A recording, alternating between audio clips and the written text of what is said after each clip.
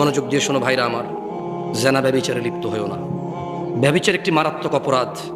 হত্যার পর ইসলামে ব্যভিচারের অবস্থান। কেন? জেনা ব্যভিচারে মানুষের বংশমর্যাদা ঠিক থাকে না, বংশ বিস্তার থাকে না, কে কার সন্তান এটা ঠিক থাকে না, মানুষের বংশ পরম্পরা এগিয়ে নেওয়া যায় না। শোনো আমার ভাই, আল্লাহ তাআলা কোরআনুল কারীমে বলছে, মনোযোগ দিয়ে শোনো, ওয়াল্লাযীনা লা ইয়াদউনা মা'আল্লাহি ইলাহান আখার, আর যারা আল্লাহ তাআলার পাশাপাশি অন্য কাউকে ইবাদত করে না, ওয়ালা ইয়াকতুলুনা আন-নাফসাল্লাতী হারামাল্লাহ ইল্লা বিল হক, এবং যারা হত্যা করে না শরীয়ত সম্মত কারণ ছাড়া। এটা কি তুমি বুঝছো? ভুল বুঝিও না এই আয়াতকে।